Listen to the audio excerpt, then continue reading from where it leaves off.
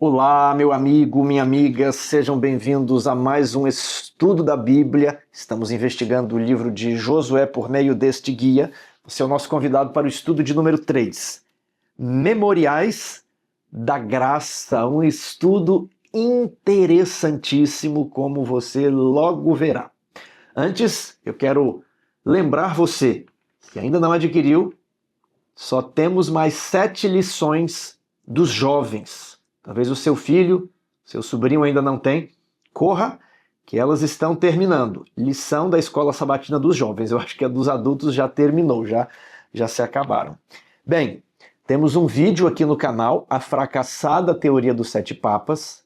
Você pode colocar para a sua família ver o Crenteflix, não é mesmo?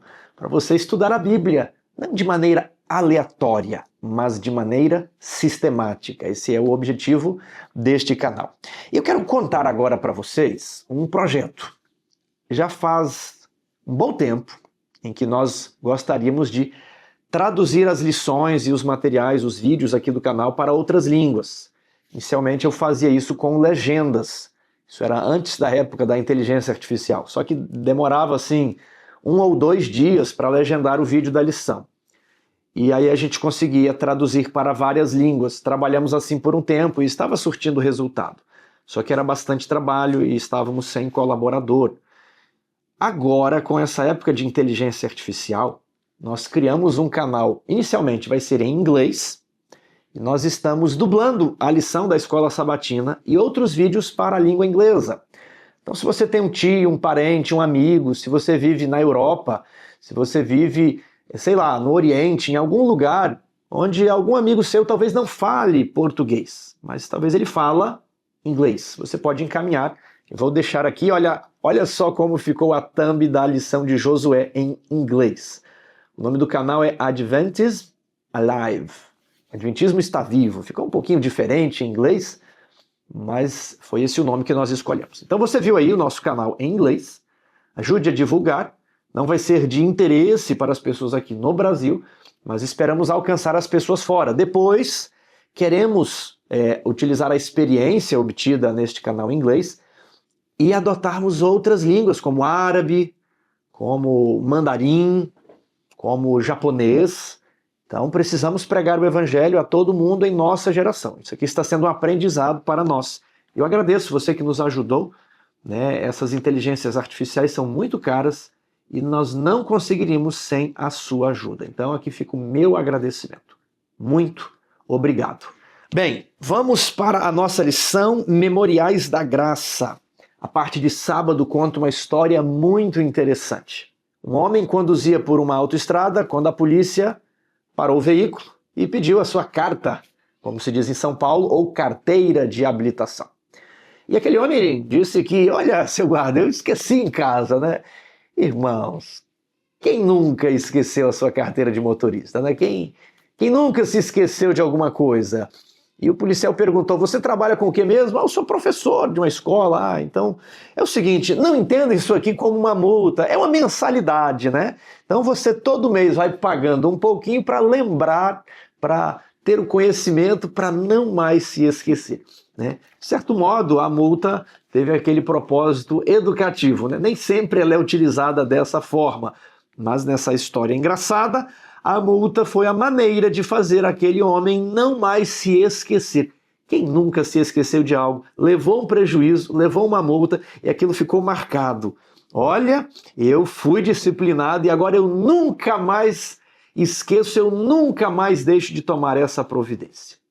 Eu quero compartilhar com você esse interessante texto que aparece em Parábolas de Jesus, página 193. Os hábitos de negligência devem ser vencidos resolutamente, de maneira firme, de maneira decidida.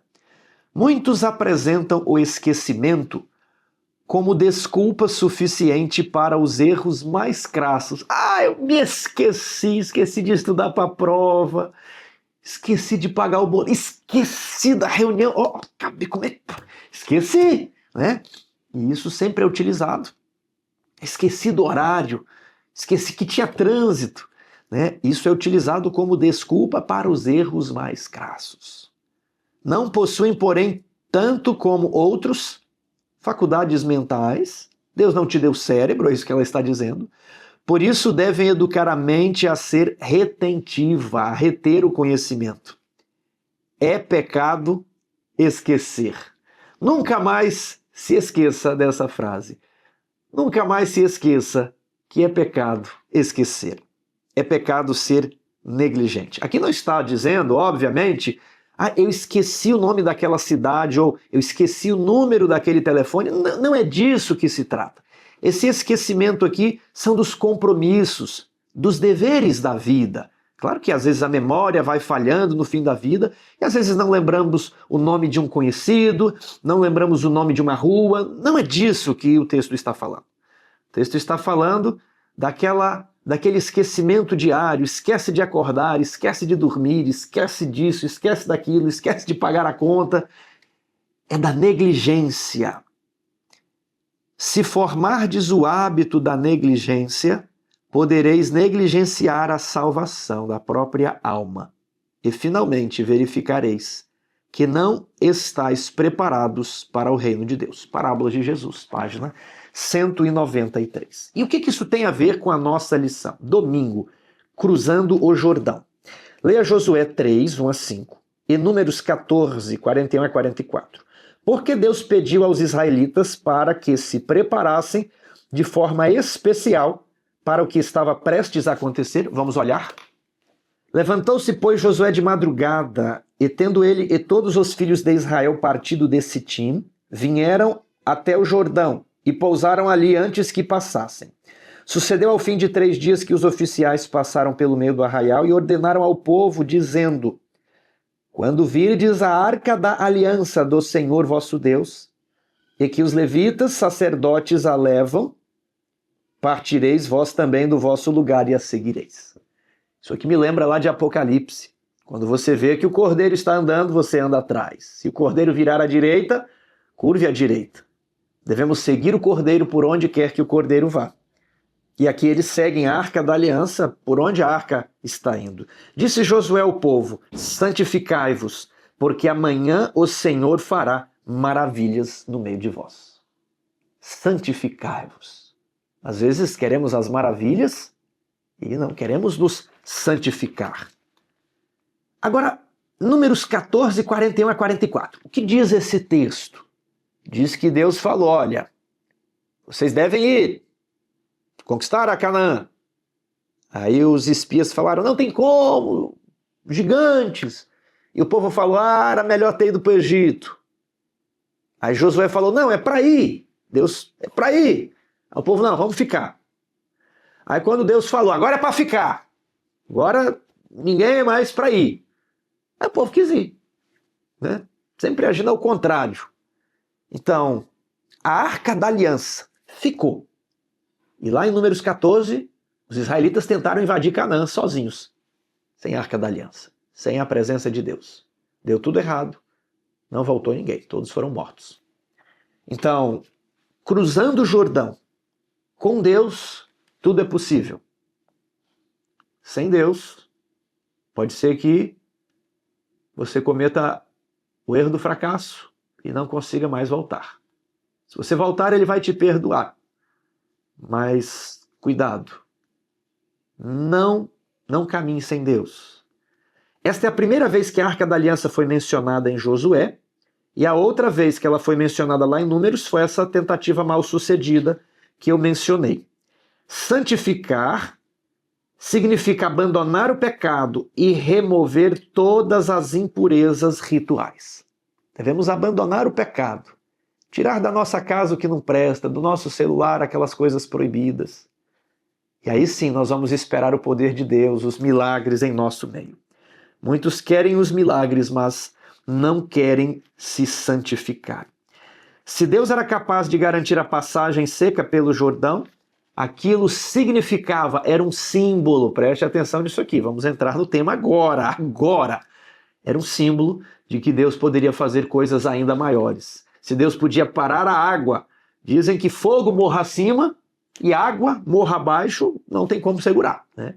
Mas Deus segurou água rio abaixo. Se Deus é capaz de segurar água rio abaixo, ele poderia fazer todas as outras coisas, a terra poderia ser conquistada. Vamos para segunda-feira.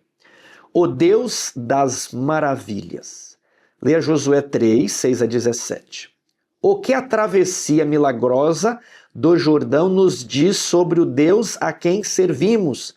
Eu escrevi assim: ele fará por nós mais do que pedimos ou mais do que pensamos. Eu destaco Josué 3, verso 10. Disse mais Josué: nisto conhecereis que o Deus vivo está no meio de vós, e que de todo lançará de diante de vós os cananeus, os heteus, os girgazeus, os fariseus, os jebuseus, os amorreus. Eis que a arca da aliança do Senhor de toda a terra passa o Jordão diante de vós. Você não deve marchar na frente de Deus. É sempre Deus que marcha diante de você. E de certo modo, como Moisés, você não vai poder ver a face de Deus. Porque se você ver a face de Deus, você será destruído. Então Deus marcha diante de você. E você enxerga Deus pelas costas. E sabe quem vai encontrar Deus pela frente? Os inimigos. Eles serão destruídos. Não devemos colocar os carros na frente dos bois. Os bois que puxam os carros. Não devemos colocar o carro na frente dos bois. Nem colocar os nossos planos na frente de Deus. Não devemos colocar os nossos pés à frente de Deus.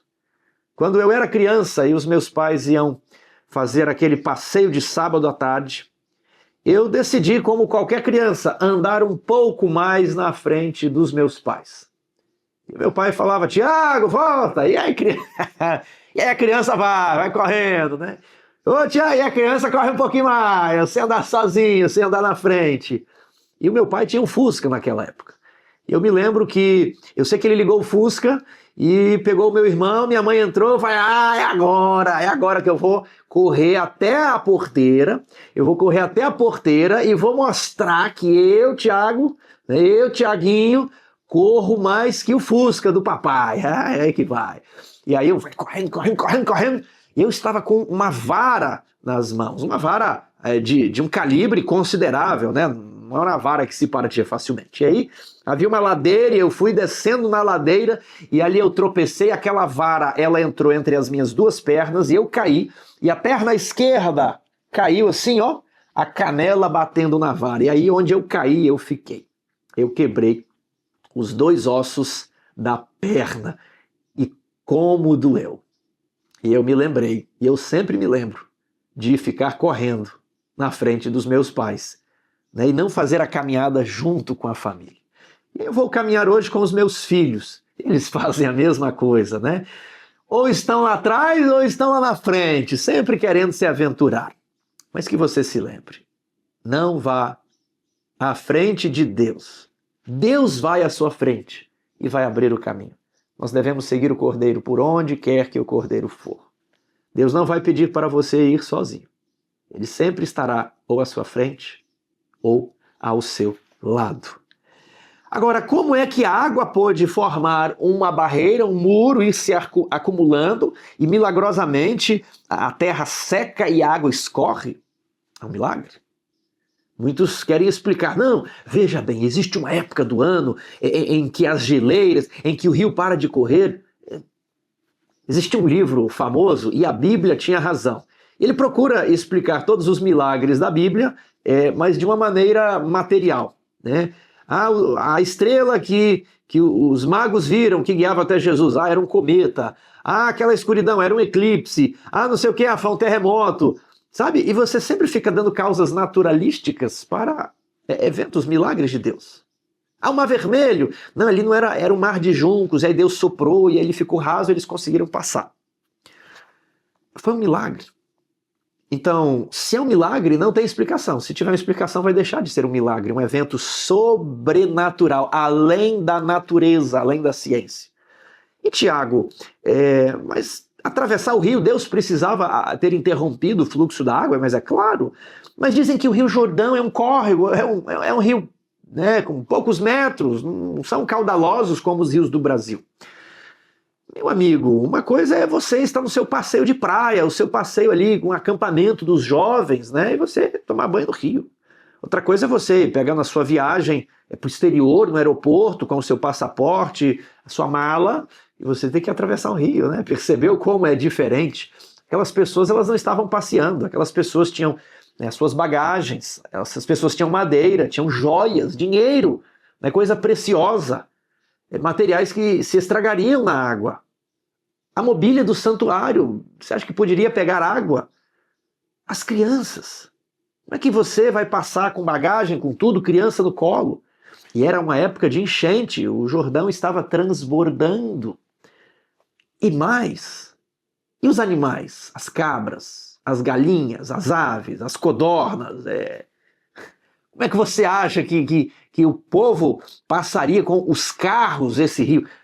Atravessar um rio é uma das manobras mais complicadas para um exército até os dias de hoje, porque é justamente na travessia do rio que o exército inimigo consegue fustigar aquele que está tentando atravessar. Isso é famoso na literatura militar. Atravessar um rio é problema, é difícil. Você pode ver lá o Donetsk na Ucrânia. Os russos têm uma dificuldade imensa para atravessar o Donetsk. Então, Deus fez um milagre. Por vários motivos. Porque rememorava a abertura do Mar Vermelho. É o mesmo Deus que abriu o Mar Vermelho, ele continua conosco. Depois, porque havia uma necessidade material. Depois, para infundir medo e terror nos habitantes daquelas terras. E para dar uma segurança ao povo. Assim como eu abri o rio, eu também vou garantir a conquista de Canaã para vocês. Ele é o Deus das maravilhas. Ele ainda é o Deus das maravilhas. Terça-feira, lembrem-se, leia Josué 4. Porque Deus pediu aos israelitas que construíssem um memorial. Isso aqui é interessante. Eu vou ler aqui com vocês o seguinte. Tendo o povo passado o Jordão, falou o Senhor a Josué, dizendo, tomai o povo 12 homens, um de cada tribo, e ordenai-lhes, dizendo, daqui do meio do Jordão, vocês estão passando aqui, eu quero que cada homem, um de cada tribo, pegue uma pedra, coloque sobre os ombros e guarde essa pedra. Então, cada homem iria pegar uma pedra no fundo do leito do rio, que eles estavam atravessando e o leito do rio estava seco. E um de cada tribo e disse-lhes, passai adiante da arca do Senhor vosso Deus, ao meio do Jordão, e cada um levante sobre o ombro uma pedra, segundo o número das tribos dos filhos de Israel, para que isto seja por sinal, do hebraico, entre vós, e quando vossos filhos no futuro perguntarem dizendo, que significam estas pedras? Que sinal é este? Então lhes direis que as águas do Jordão foram cortadas diante da arca. Não foram cortadas, foram cortadas diante da arca da aliança do Senhor. Em passando ela, foram as águas do Jordão cortadas. Estas pedras serão para sempre memorial aos filhos de Israel. Se seria um memorial para sempre, seriam como que indicativo de uma lição, de uma profecia, de um significado maior. E os filhos de Israel fizeram como Josué ordenara. Tomaram 12 pedras do meio do Jordão e depois erigiram um monumento, um memorial. Tiago, isso é importante. Isso é importante. Como que eu vou explicar isso para vocês? E aqui é o coração da lição. Então, professores, não fujam dessa parte. A lição é para você abordar essa parte. A nossa mente está programada para ser ativada com histórias. Só que esse não é o foco hoje. A nossa mente também está programada para lidar com símbolos. Símbolos. Os símbolos são importantes. Quer ver só? Quando Deus faz uma aliança lá com Noé, o que ele coloca de símbolo da aliança, de sinal? O arco-íris. A nossa mente trabalha com símbolo. Toda vez que estou andando de carro e eu vejo um arco-íris, eu me emociono. Eu sinto como se Deus estivesse falando para mim, Tiago, está vendo esse arco-íris? É o sinal da minha aliança para com toda a humanidade. É o sinal da aliança da graça. E eu paro em um silêncio solene toda vez que eu vejo um arco-íris. E não é à toa que justamente o arco-íris foi um símbolo que a sociedade moderna tenta dessacralizar, deturpar. Desde Noé, agora não é força de expressão, desde Noé, o arco-íris é um símbolo que remete a um objeto sagrado. A Bíblia possui mais símbolos.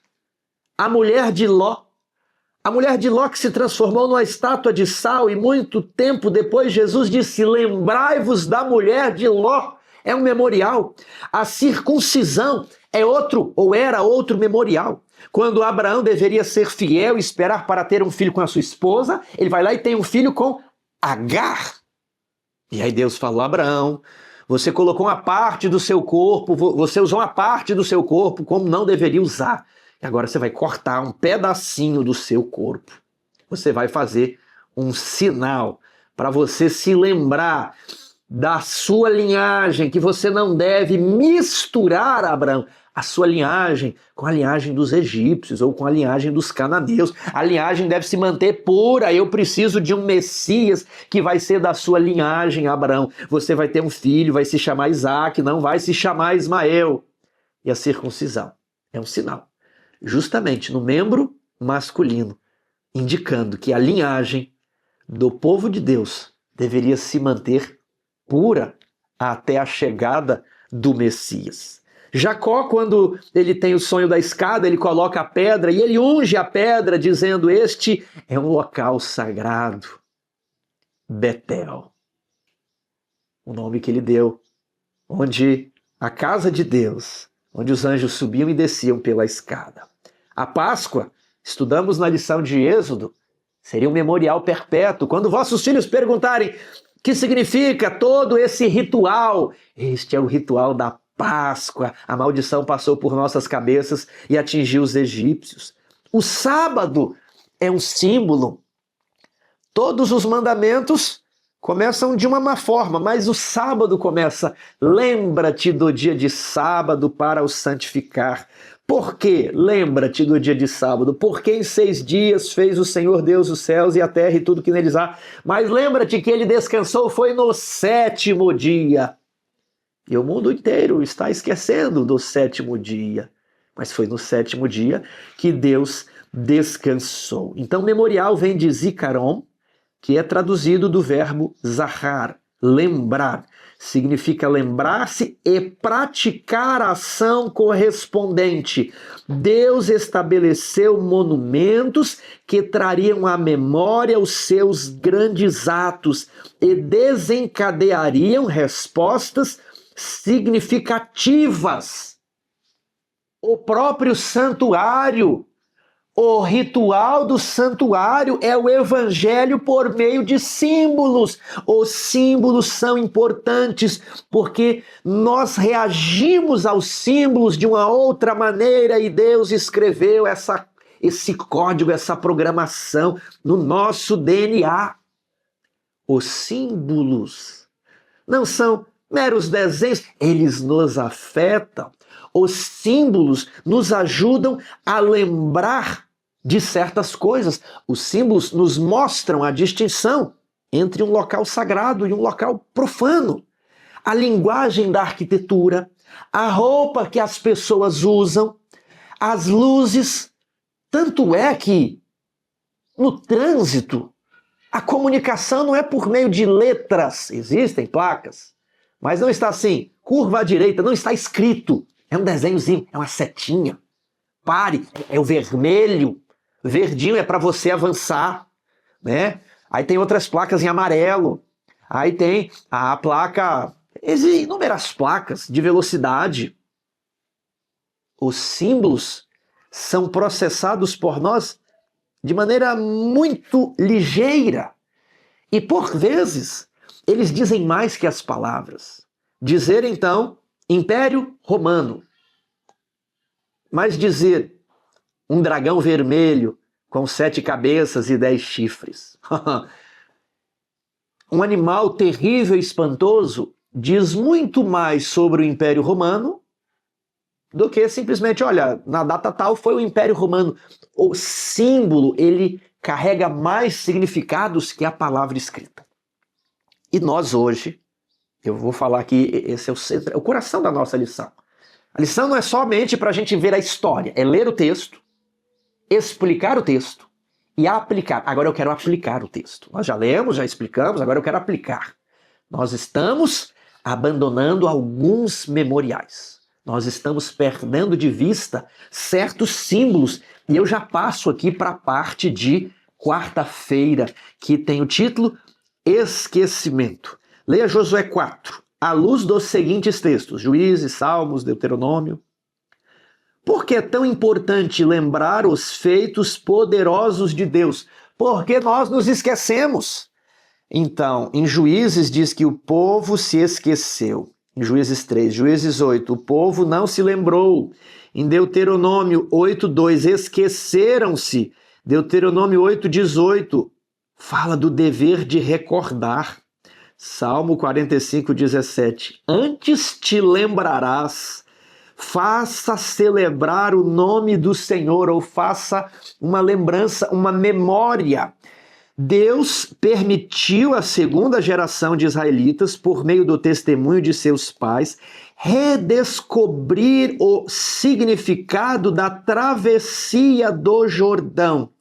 E hoje, se quisermos manter a nossa identidade, primeiro, a identidade cristã, o mundo está se tornando, o mundo ocidental, um mundo cristão secularizado, um mundo cristão não religioso. Ele é cristão, mas ele não tem religiosidade, ele não tem rituais, ele não tem símbolos. Ele é um cristão completamente secular.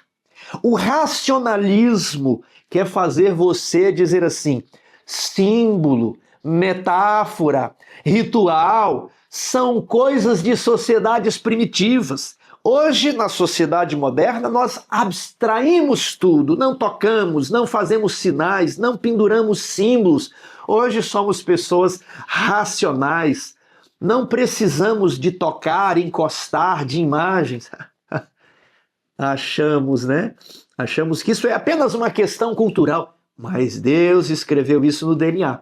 É por isso que ele deu a Bíblia em formato de histórias e profecias em formato de símbolos. Eu vou desenvolver isso aqui, calma, nós vamos chegar lá.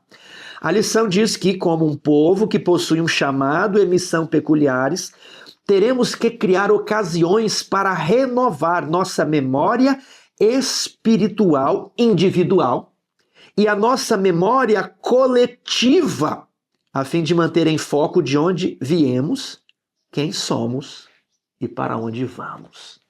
Então, você percebe que o modernismo ele está realmente modificando muitas coisas. A paisagem, a arquitetura. Outro dia eu vi um interessante vídeo na internet que comenta sobre a arquitetura das igrejas. Quem estuda arquitetura sabe o que eu estou falando. Quem entende de arte, existe a arte barroca, existe depois a arte clássica, existe depois a arte moderna, né? Existe o impressionismo, existe arte bonita e existe arte que, para mim, é apenas, né, um desenho de um macaco, né? Você deu tinta para um animal, ele pintou um negócio e o pessoal fala assim, oh, né? Existe diferença entre arte e arte. E a arquitetura, ela quer nos dizer algo. Os shopping centers, eles têm aquela arquitetura espelhada, linhas retas, você entra lá dentro, existe uma iluminação artificial e você não sabe que horas são, você está ali focado para consumir, para gastar, e de repente você sai do shopping, uau, já é noite e eu nem percebi a virada do dia, porque Deus pôs o sol, é um marcador de iluminação que está escrito no seu DNA. Quando eu era criança, eu achava tudo que isso era minha mãe inventava. Ah, o sol se pôs, filho, tá na hora de dormir. Não, são secretados hormônios em razão da luz. Por isso que hoje as luzes artificiais modificam o nosso ciclo circadiano. E então as igrejas não estão mais com aquela cara de igreja que apontam para cima, né? Você tem lá o minarete.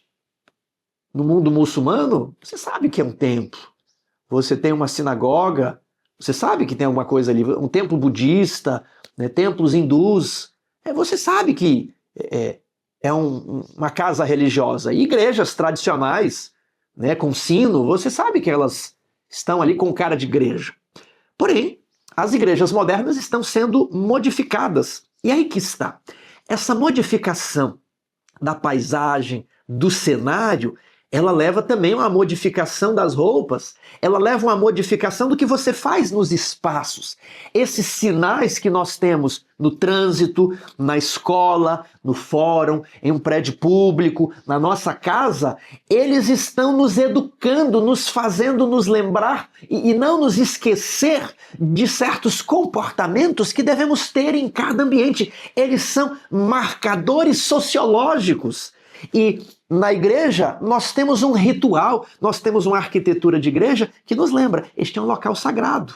Não no local sagrado de magia, de poder, mas que aqui eu devo ter um comportamento diferente. Tanto que no mercado eu tenho marcadores que nos dizem, agora divirta-se, compre, é para você gastar. No fórum você tem uma distância do juiz, opa, cuidado, uma autoridade. Então, são marcadores que nos indicam certas coisas, nos indicam o que está se fazendo aqui é um ritual sagrado. Então, os símbolos, eles são importantes. Tanto é que Jesus, ao estabelecer a Santa Ceia, ele disse, este pão simboliza o meu corpo, vocês vão se lembrar do vinho que simboliza o meu sangue. Os ritos fazem parte da vida. Você acredita?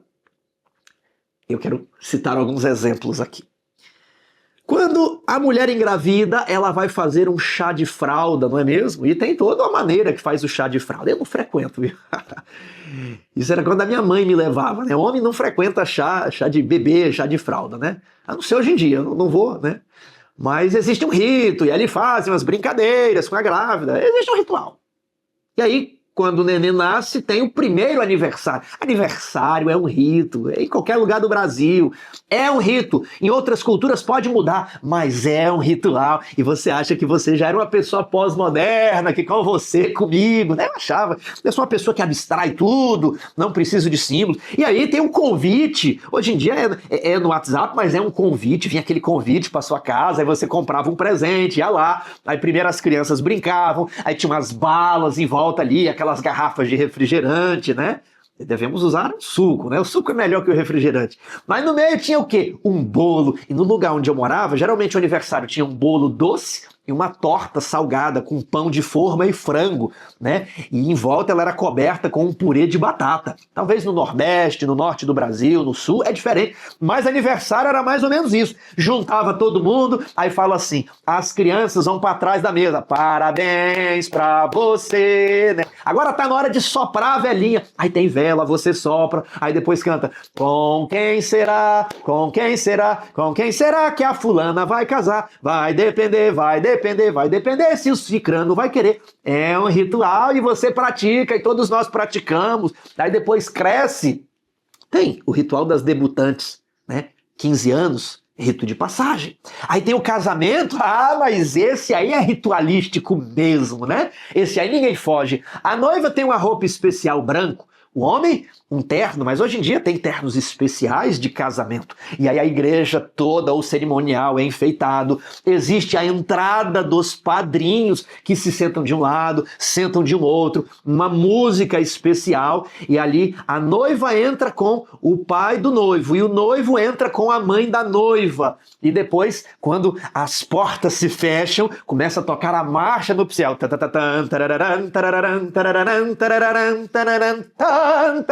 E aí a noiva entra, todos ficam de pé para ver a noiva. Ainda que existe alguma mudança no Ocidente. É assim que funciona um casamento. E por fim, quando a vida termina, existe outro ritual. São os rituais da humanidade. Todas as culturas existem rituais. É o ritual do sepultamento. Alguns queimam, outros enterram. Alguns colocavam aquelas moedinhas nos olhos, alguns colocavam em um barco e queimavam, outros em uma pira. Aqui nós enterramos as pessoas, mas antes de enterrar tem o velório, e aí tem um culto. Dos protestantes é de um jeito, dos católicos é de outro jeito. Aí tem o culto, às vezes, em locais preparados, em algumas cidades. As pessoas são veladas nas igrejas. Então, se você não rodou, saiba que em alguns lugares do Brasil o velório é na igreja, só que em outros lugares o velório nunca é na igreja. É em ambientes preparados pela prefeitura. Depois o caixão é levado em uma procissão até o cemitério. Ali são ditas as últimas palavras, a despedida, e a pessoa, então, é colocada na sepultura. é outro ritual de passagem. Vários rituais. O que eu quero demonstrar? É que hoje, na igreja, por influências pós-modernas, nós achamos que não mais precisamos de ritual. Nós achamos que o ritual é algo arcaico, primitivo, e podemos abolir todo o ritual da igreja e, ao mesmo tempo, achar que vamos manter a solenidade do culto. São os símbolos do ambiente de igreja que nos dizem que estamos em uma igreja, estão nos lembrando de alerta. Olha, isso aqui é um culto. Por isso que as pessoas se levantam. Na igreja católica, o Senhor está aqui, Ele está no meio de nós. Na igreja adventista, fazemos as leituras responsivas. Elas estão até no fim do inário, um salmo, às vezes um outro texto, as leituras onde um fala lá na frente e a igreja responde. Temos orações que devem se ajoelhar, e aí depois temos a bênção que é feita em pé, e temos a entrada dos componentes da plataforma, e o hino, oração de invocação, música especial, hino congregacional. É um ritual aquilo.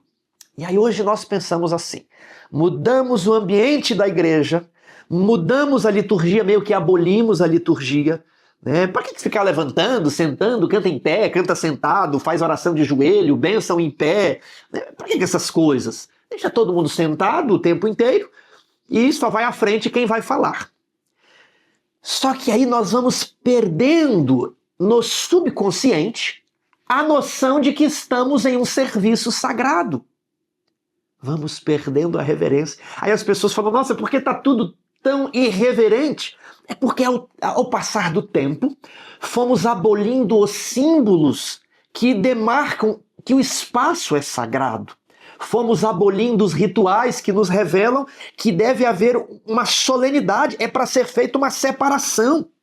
E a igreja tem rituais especiais em datas especiais. O batismo, outro ritual de passagem. A Santa Ceia, o lava-pés. A Santa Ceia é um ritual instituído pelo próprio Jesus. Foi Jesus, foi Deus que lavou os pés e disse, fazer isso em memória de mim. Os rituais são importantes.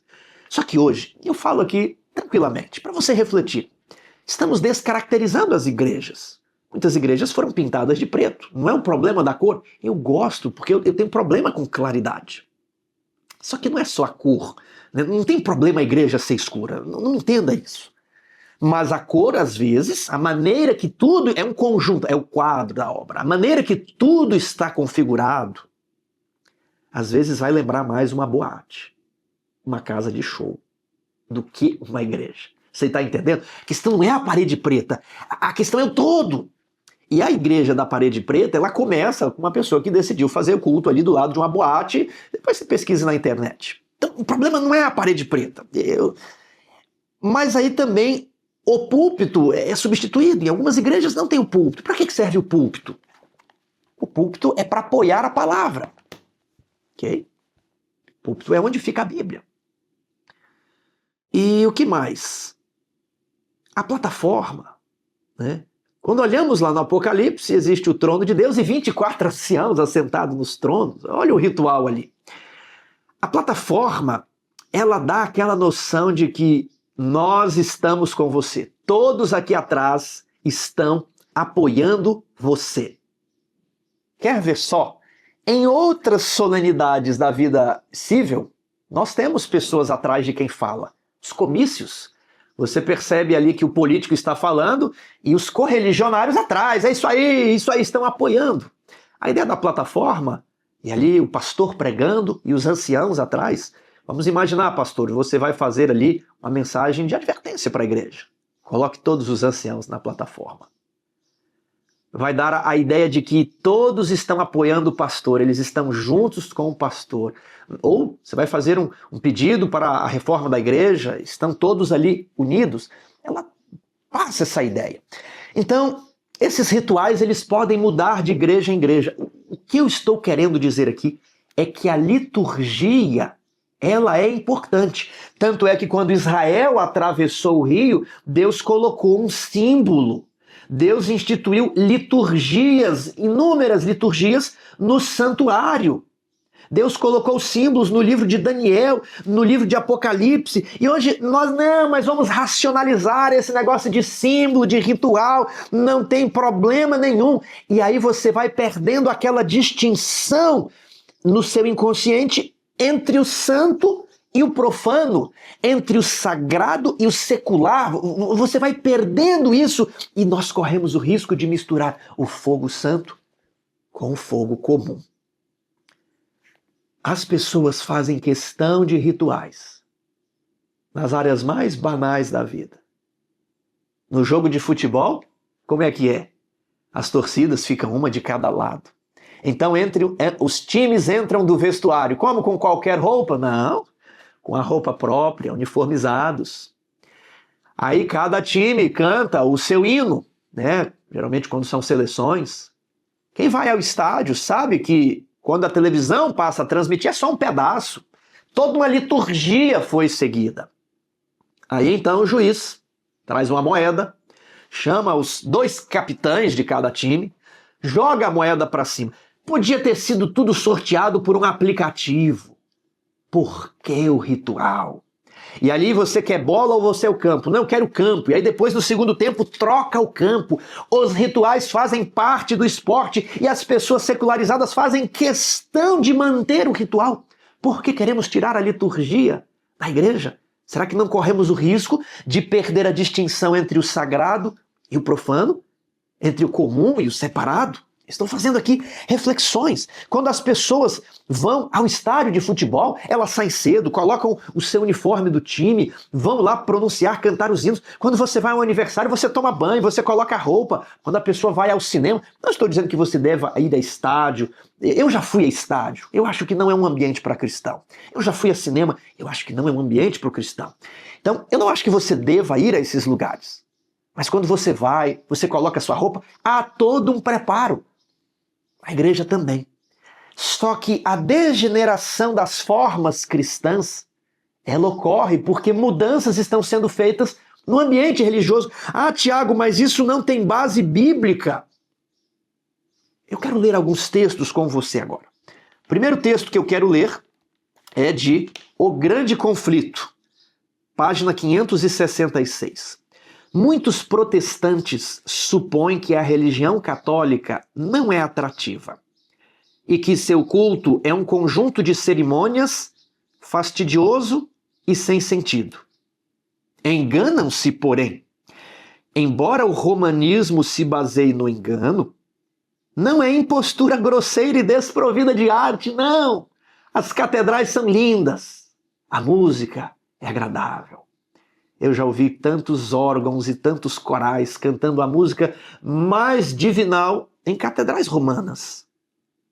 O culto da igreja romana é um cerimonial, é um ritual, assaz impressionante.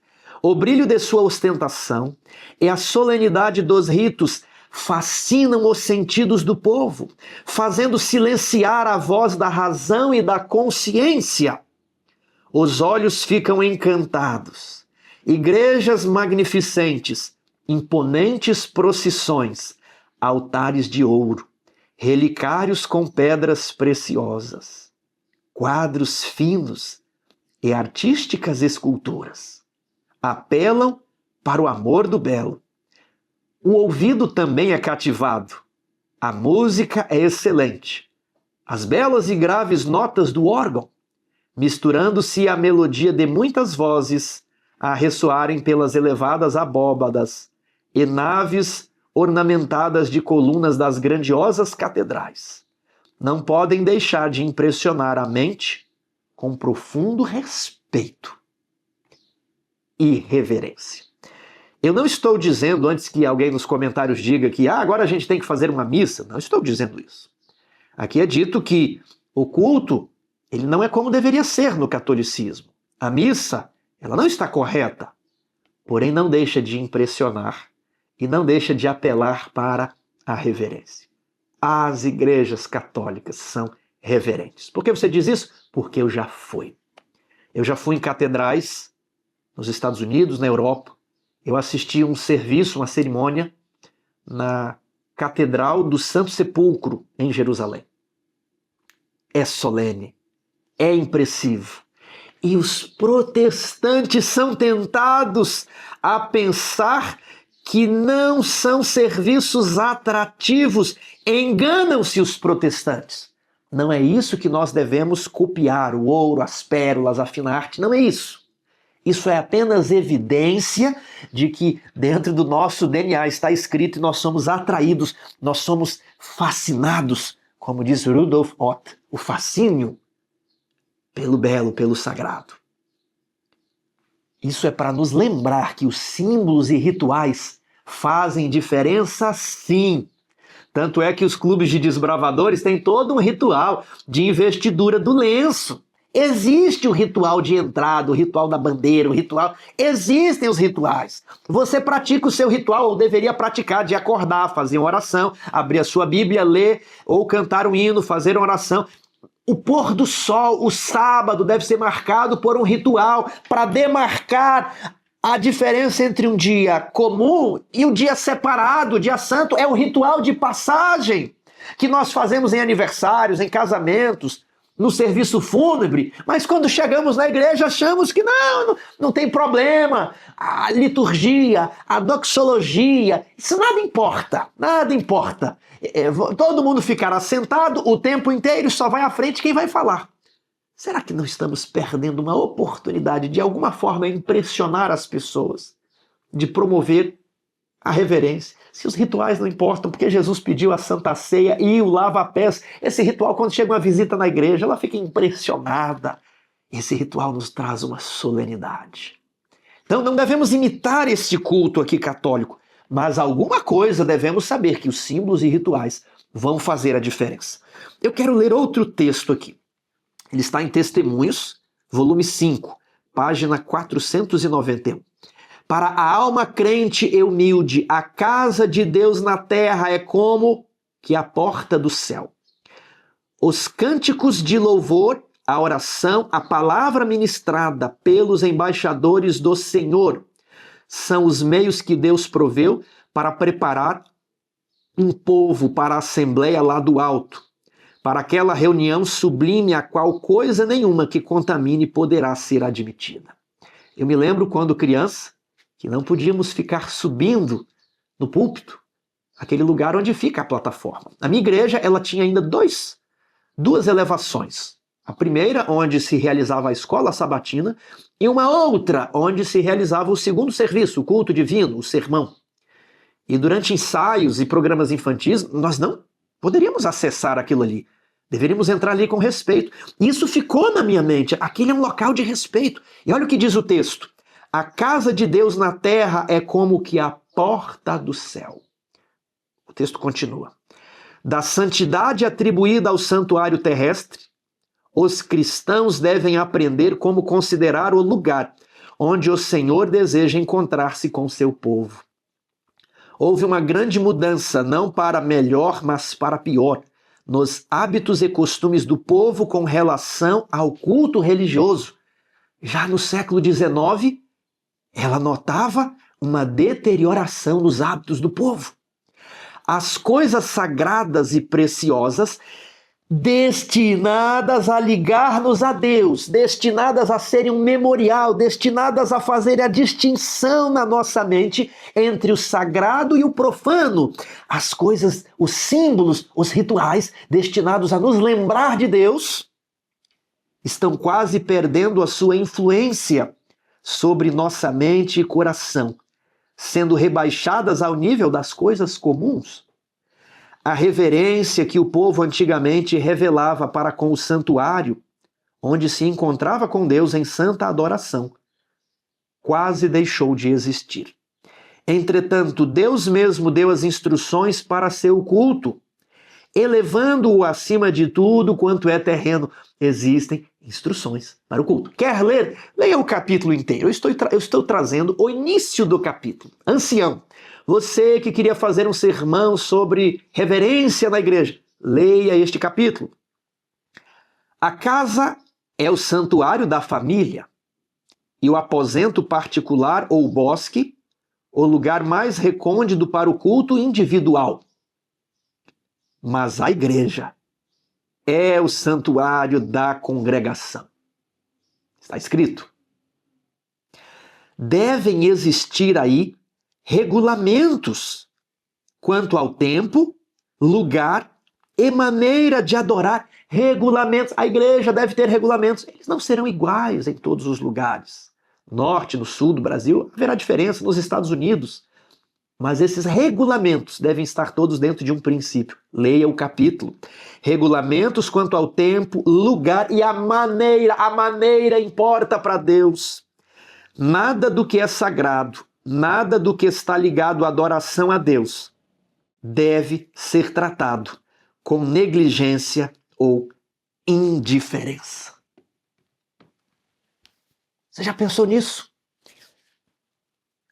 Eu não ia falar, mas eu vou falar aqui com muito carinho. Vou falar com muito carinho. O púlpito, ele é um símbolo de 2000 anos para apoiarmos a palavra.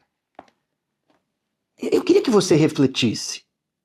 Às vezes se troca o púlpito por um barril ou por um latão de metal.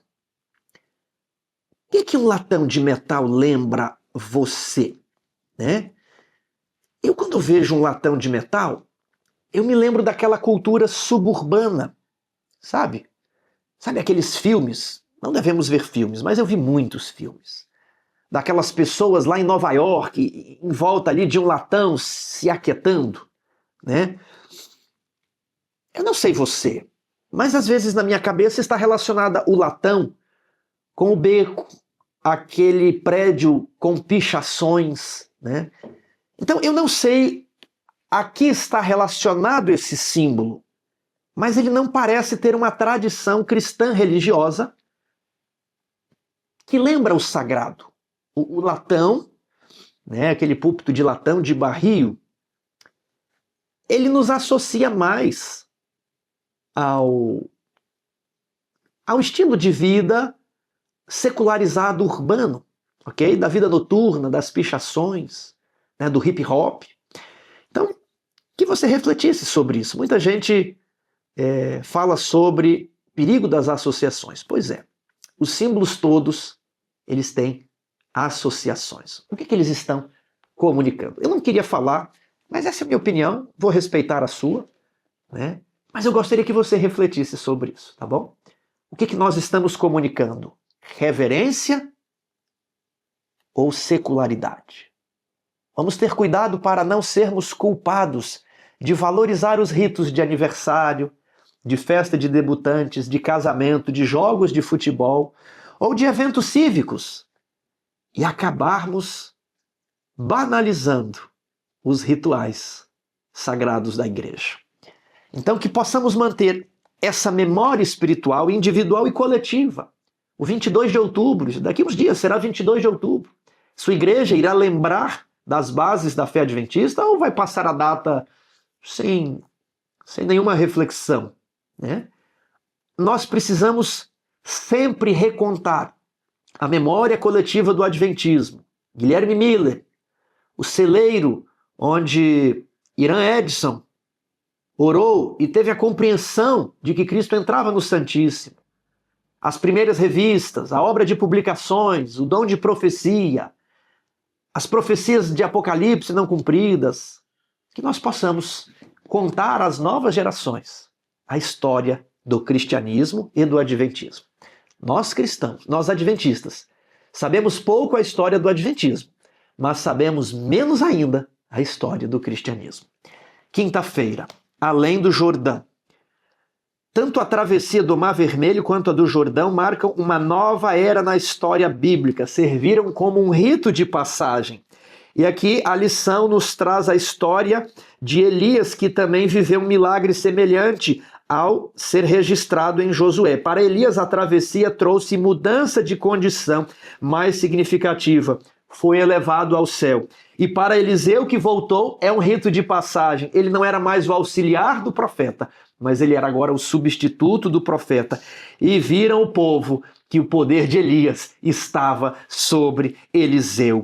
Isso aqui é incrível. Leia Mateus 3 e Marcos, como esses escritores do Novo Testamento descreveram o significado simbólico e espiritual do Rio Jordão. E agora o próprio Jesus, em Mateus capítulo 3, ele também atravessa o Jordão.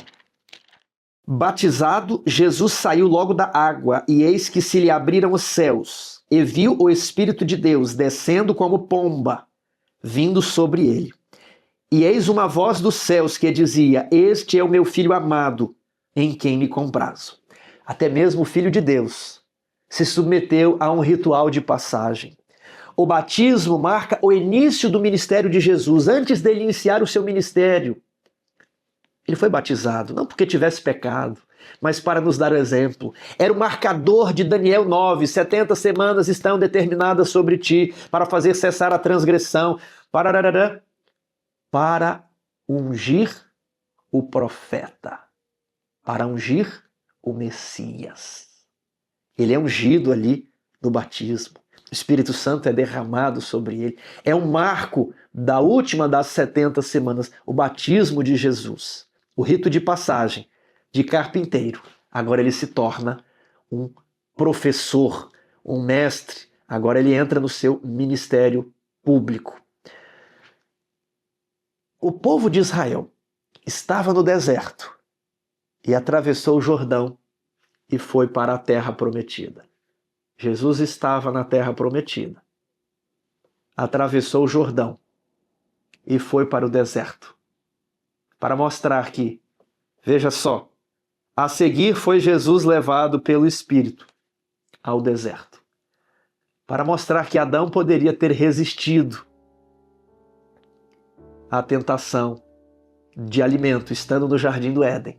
Ele então vai para o deserto, para mostrar que não só de pão viverá o homem, mas de toda a palavra que sai da boca de Deus, que é possível dominar o apetite. Ele vai para o deserto, demonstrando que o povo que murmurou pela água, pela comida, poderia ter resistido, poderia ter vencido o pecado. Assim como Israel ficou 40 anos no deserto, Jesus ficou 40 dias no deserto, em jejum. Isso é muito bonito. A Bíblia está cheia de símbolos. As metáforas da Bíblia estão cheias de significado. Que você possa se empenhar nesse estudo. No fim dos tempos, aliás, Deus abriu o Mar Vermelho e abriu o Jordão. Deus abriu também o rio para Elias e Eliseu passarem. Porém, o povo não prestou atenção e novamente foi para o cativeiro em Babilônia. Eles estavam dentro de uma cidade com muros gigantescos e o rio passava em volta, fazendo como se fosse um fosso. Babilônia era inexpugnável. Como eles poderiam escapar de Babilônia? Quando abrimos a nossa Bíblia, em Isaías 44, nós vemos uma resposta de amor aqui. Isaías 44, 26. Confirmo a palavra do meu servo e cumpro o conselho dos meus mensageiros. Que digo de Jerusalém? Será habitada. Nabucodonosor havia queimado a cidade. Será habitada. E das cidades de Judá serão edificadas. E quanto às suas ruínas, eu as levantarei. Que digo à profundeza das águas, seca-te, e eu secarei os teus rios. Naquela noite, quando Belsazar estava oferecendo um banquete aos 1000 mais importantes de Babilônia, e Amão escreveu na parede. Do lado de fora, Ciro estava secando as águas do Eufrates, desviando o curso do rio, para que seus soldados invadissem Babilônia e libertassem o povo de Deus. Que digo às profundezas das águas, seca-te, e eu secarei os teus rios. Que digo de Ciro, 200 anos antes, ele é meu pastor e cumprirá tudo o que me apraz. Que digo de Jerusalém, será edificada, e do templo será fundado. Meu querido amigo, Ciro, ele é um tipo de Cristo. O povo de Deus que estava em cativeiro em Babilônia em 539 a.C. foi liberto por Ciro, que secou o Eufrates e invadiu Babilônia. Quando nós vamos no Apocalipse, o povo de Deus que está cativo neste planeta, e aqui as águas representam multidões, nações, povos e línguas. O sexto anjo derrama sua taça sobre o grande rio Eufrates, cujas águas se secaram, para que se preparasse o caminho dos reis, que vem do lado do nascimento do sol. Ciro é um tipo de Cristo. Ciro veio do Oriente e secou o rio Eufrates. Jesus Cristo vem do Oriente. E o Eufrates espiritual será drenado. E a Babilônia espiritual cairá, ficará confusa, será destruída. E nós seremos libertados. Então que este símbolo do Mar Vermelho, do Rio Jordão e do Rio Eufrates possa simbolizar um rito de passagem, onde sairemos da escravidão, do cativeiro, para a vida eterna. Sairemos do mundo secular e profano para viver para sempre em santidade com Jesus Cristo e Deus o Pai. Que Deus os abençoe. Que você possa levantar memoriais e símbolos na sua casa, na sua família, na sua igreja e na sua sociedade. Que Deus o abençoe.